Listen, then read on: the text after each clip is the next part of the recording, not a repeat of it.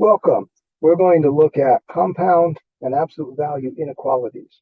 We're going to focus first for compound inequalities on and for. So let's write an example out here of x less than 5 and x greater than or equal to -2.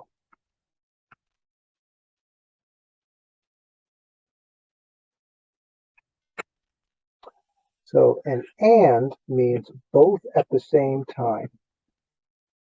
Both have to be correct at the same time. Same time. Graphically, it means overlapping. There's an overlap to it. So graphically, what this looks like, I'll put -2 here and 5 clearly has to be up that way. So this is saying that it's numbers that are less than 5, and this is saying it's numbers that's -2, including -2, and numbers that are greater than -2. So that means this one goes all the way that way, and the less than 5 goes all the way that way. So it could be like all numbers, except that in this context, when you're given these two, you are looking at an and one, and you're looking at only the in-between. So that means what we're looking at is including -2 and going up to 5 and stopping there. So it's the overlap part, which is all of this, including that number, the -2. And that makes this the correct answer because that's the overlap. That's where both are correct at the same time.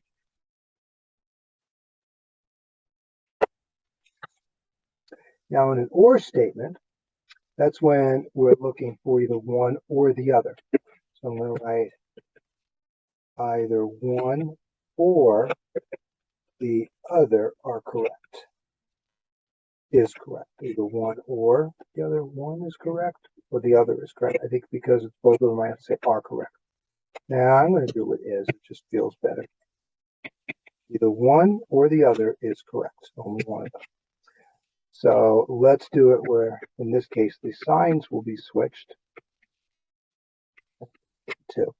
So doing it graphically, oops, that's -2.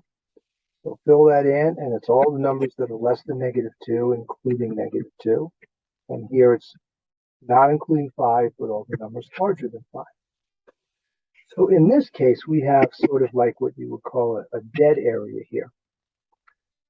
So let's think about what's happening. For this first one, we are, again, always starting at -infinity. Ooh, I just made a mistake on, well, actually, this is -infinity, and it's going to -2. So let's actually focus on this. -infinity, -2. The infinities always have parentheses, and this is filled in, therefore it's a bracket. On this other one over here, we're not including the 5, and we're going to infinity. This is a union. Notice what I did there is that I put it as a union. So the answer is actually both of these together with a U. And the union means that it's either one or the other. So it's an or compound inequality.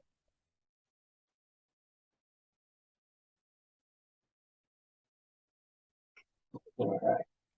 So this is the kind of case you'll see sometimes where both are correct and they're going the other opposite directions. Now let's take a look at solving one where we have this kind of an interesting setup. And there's two ways to do this. So notice that this is in between. So we can either solve it with that, or we can put them into two separate ones. 8 less than -3y minus 7, and -3y minus 7 is less than or equal to 23. So notice I'm doing two separate ones. I'm using this -3y minus 7 for both. I actually like doing it as a single one like this, where I will apply my techniques for math, but notice I'm doing it for both of them. I'm going to add 7 in order to get rid of that -7, but I do it on both sides. So that means I'm going to get a 15 less than -3y less than or equal to 30. Now I'm going to divide by this -3, and I'm going to do that on all three. Remember that when you divide by a negative number, if you have inequalities, you have to switch those. So that means this will become a negative 5 greater than y greater than or equal to negative 10. Now, in reality, that doesn't make sense because negative 3 is always farther to the right than the negative 10. So this is an appropriate place to rewrite it, keeping the inequality signs correct, which means this is less than the negative 10, so I keep the less than towards it, okay, and then the negative 5. So that would be the inequality answer here, except that I'm going to say we need to do it in interval notation. So in interval notation, because this is equal to, I'm going to do the bracket for the negative 10, and then not the bracket, but the parentheses for the negative 5. Now let's see if we get that over here on this side too. So here, I'm going to add the 7 to both sides. So I'm going to get 15 less than negative 3y. When I divide by negative 3, I get, switching the sign, and I get negative 5 greater than y, or y less than negative 5. It just makes so much more sense to keep it this way. There's going to be that. And on the other side, I'll add the 7, negative 3y less than or equal to 30. I'm going to divide by the negative 3, which means I have to change or reverse that sign and get the negative 10. And now when I look at it, let's see, here's negative 5, here's negative 10. So it's all the numbers greater than negative 10, including it, and all the numbers, it's less than negative 5, but not including negative 5. So that means there's an overlap here, so we have to use that overlap, and we do negative 10, negative 5 in parentheses. And therefore, we get the same answer. You can do it either way. Just be very careful to make sure that you reverse signs when you need to, and that you graph it correctly or recognize what you have correctly. Because sometimes in this second one, some people will do this, and then they'll give you this answer. And they'll say that y is greater than or equal to negative 10, and y is less than negative 5. And that is going to be incorrect. That's considered wrong because you haven't put them together as they're meant to be put together. So please recognize that, but you need to do something. So those are compound inequalities. Now, a similar cousin of that is dealing with absolute value inequality. Right? Because here we'll actually end up doing sort of the same thing, but we first have to deal with the fact that this is an absolute value. So just like the absolute values that you've learned before, you do a case A and a case B. So for case A, I'm going to have 2x plus 15 greater than or equal to 27. So just the same normal thing. In fact, it's so easy, I'm going to just sort of finish solving it here. 2x greater than or equal to 12. X is greater than or equal to 6. So we know that. Case B is a little bit different because, as you've learned before, you do the other side where you do a negative. So instead of positive 27, it's negative 7. What you have to remember is that for the inequalities, if you do in case B, you have to reverse the sign. So I'm going to make that a less than. Here it was greater than or equal, now it's now a less than or equal. So there's two changes. Two changes. Okay, so one of them is to make that the negative, and the other one is to the inequality, or they reverse the equality. Now I will solve it. We'll do the negative 15. Get 2x is less than or equal to negative 42. And then divide by 2, so x is less than or equal to negative 21. So I could do it in a number line. I don't necessarily need to, but I will just for the fun of it here. So here's negative 21, and 6 will be up here. So it's all that's greater than that, all that's less than that. But it is useful here to see that there's a union between them. Okay, so a greater than inequality becomes an or statement. You don't have to remember it, you just have to graph it out because here. So we're going from negative infinity to negative 21, and that'll be a bracket because it's filled in here, in union with bracket 6 to positive infinity.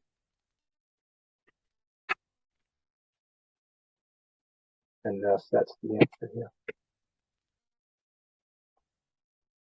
Ooh, I think it's right here.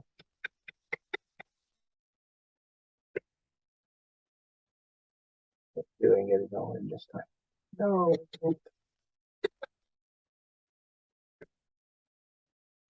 Okay, now it's good enough here.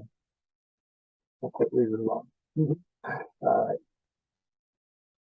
So now let's look at another one. Notice that in this case, it was the greater than. Here's a less than.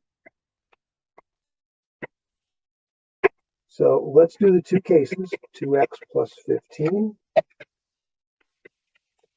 less than or equal to 27. And in the second case, 2x plus 15, I'm going to reverse the sign, the inequality sign, and I'm going to make the 27 negative. I'll do the opposite sign. All right, so let's do my negative 15 here, and I get 2x less than or equal to 12, so x is less than or equal to 6 now. And here I'll do the minus 15, so it's 2x greater than or equal to the negative 42, x is greater than or equal to negative 21. So now what we're looking at, negative 21 and a positive 6. So the less than equal to 6 going forever that way, and negative 21 going all the way that way. It looks like it's an overlap question. And that's it. When they're less than inequalities, that means it's now an and statement question. It's an overlap. So what we want is this overlap, which then is relatively easy. If you remember, it's a bracket for the negative 21, and then a bracket for the 6. So those two problems, in a way, are opposites. But as a result, are good problems to see. Good. It looks like this time the letters are staying. Now, here's an application type of problem, an interesting thing to look at. You're looking for jobs in a certain field where the average starting salary is $38,000. The actual starting salary can differ from the average by as much as $24.50. So we're going to write an absolute value for this, an absolute value inequality that models this. That's what equations do, is they model something that actually exists. And we'll solve the inequality to get the range of starting salaries. Now, in a way, this is an easy type of problem because see, you can go down by 24.50, you can go up by 24.50. So getting the range is sort of like relatively easy. But let's think about it in terms of this as an inequality. So what we're going to say is that this 38,000, if you subtract from it the actual salary, and because it has to be a positive, that positive number is going to be less than or equal to this difference that's in the range. So if your actual salary is $37,000, you put a 37 into here, and then that would be $1,000, and that's less than 24.50. If I put 39,000 into here, then it would be a negative 1,000, but the absolute value makes it into a positive. That's still, so because the difference in the amount is still 1,000, a positive 1,000, and that's less than 24.50. Okay, but we now do have an inequality. Now we have an inequality. Let's actually solve it. 38. I can get my n here to cooperate. Less than or equal to 24.50, or 38,000 minus x greater than or equal to negative 24.50. So here in this case, when I'm subtracting the 38,000 from both sides, I get negative x less than or equal to negative 35,550. I'll actually write the 38,000 here. That's 38,000. Okay, so I get to this point. Now let's divide both sides by a negative so that x is greater than or equal to 35,550. Notice I had to reverse the sign there. So we have this much so far. So on the other side, we're going to also subtract 38,000. And so negative x is greater than or equal to negative 40,450. and then divide by the -1, and we get x is less than or equal to 40,450. So we have here is a range going from 35,550 going up to 40,450. So X is in between these, and the range of starting salaries is from 35,550 to 40,450. So the difference in the range would be that double, that's 29,000. For 40, the difference between these two here is 4,900. But the range is going from this one to that one. So we can even put that in interval notation. 35,550, 40,450. So the salaries are going to be between those two numbers, or they could be at that low end or at that high end. This, though, the best answer is to actually write it. The range of starting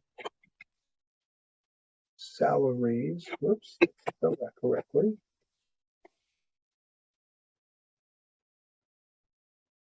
is from 35,550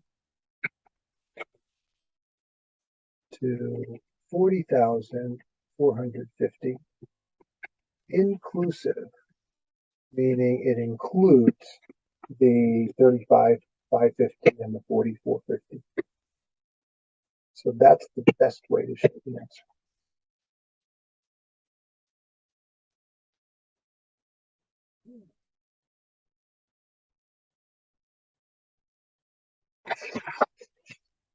Well, I hope that helps to understand these. Thank you for watching and listening.